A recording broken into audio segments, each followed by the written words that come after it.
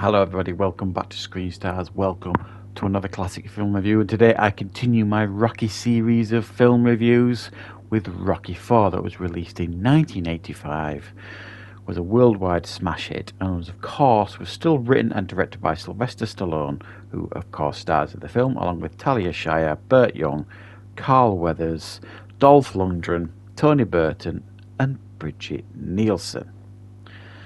Now, Rocky 4, I think was the first one I saw in the cinema. I do remember going to the cinema to see this one. I don't think I went to the cinema to see the third one. I think I saw that after this. So this was my first exposure to a Rocky film. So therefore, because of that, and I was only fairly young when I saw this, about 13, maybe 14 years old, something like that.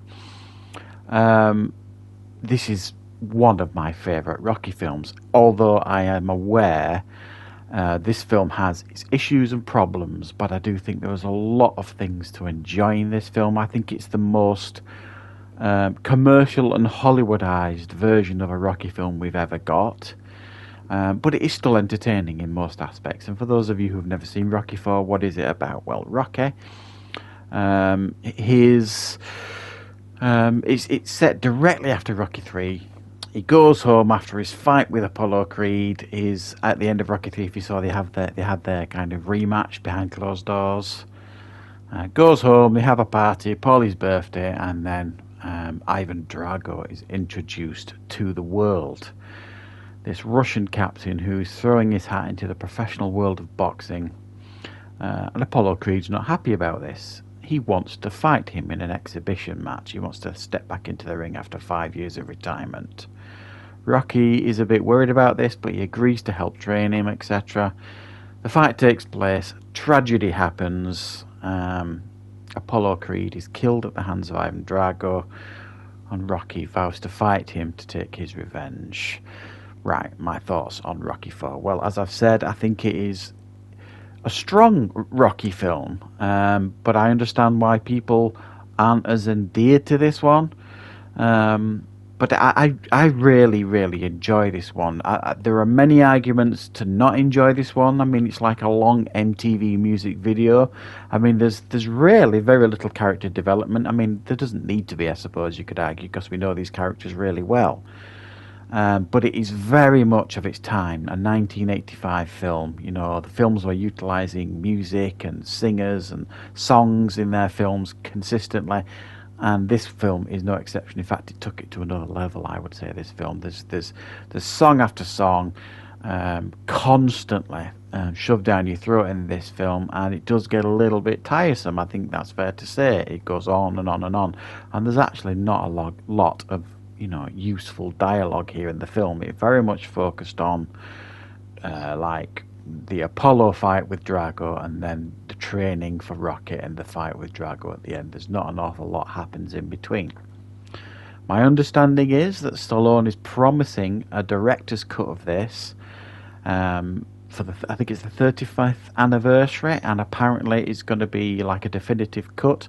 My understanding is that his initial cut of this film was well over an hour longer than we got, and it's a 91-minute film. So there's plenty of footage to go at in the director's cut, and he's also said the director's cut won't feature the robot that was heavily featured in the theatrical version. So we'll hold off and see what that director's cut offers. But I still really enjoy this film despite its flaws. There are some nice trivia points here with the film as well. Apparently Carl Weathers and Dolph Lundgren did not get on at all. Carl Weathers found him to be overly aggressive in the ring, and he actually walked off set, and it took Stallone 4 days to talk him round to get him to come back and continue the film. And then as long as Lundgren promised to tone down his aggression. I mean, he was quite green, Lundgren. He'd only done like a very brief appearance in a James Bond film as bodyguard prior to this. He was more of an athlete, really. I mean, he's more a martial artist athlete than a boxer, so he was probably fairly green, but it all worked out okay in the end. But another example of his aggression, I suppose, is Stallone even ended up in hospital for 4 days following his fight with Drago. Apparently, he kind of said to him, like, just go for it. really hit me, and he did. He hit him a few times in the chest, and as a result, Stallone had to be put in hospital for 4 days because his heart swelled or something like that because of the power of the punches. So yeah, it's one of those that I think, and I said this when I reviewed Rocky 3. I think Rocky 3 and 4 sit together perfectly as Rocky 1 and 2 do. They complement each other, Rocky 3 and 4. They're more commercial than the first two films, and this is like another level up in regards to commercialism. Like I say, it's just like one long pop or rock video.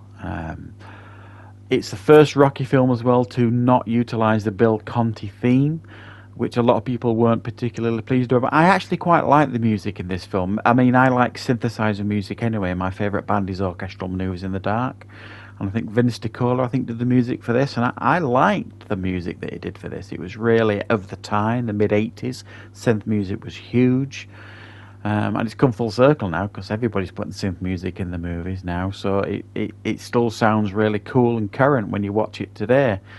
But yeah, you do kind of miss the Bill Conti theme. I think the Bill Conti theme would have been perfectly inputted. There's like two training montages in this film. There's one where the Vince DiCola music plays when he's over in Russia. And then there's a break where Adrian comes to see him once again because she kind of doesn't want anything to do with a fight.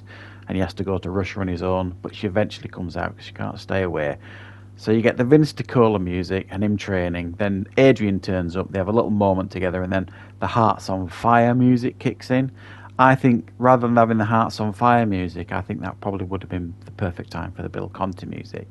So it's a bit of a shame. They could have still fit it in there. They chose not to. They went with another music video type montage song.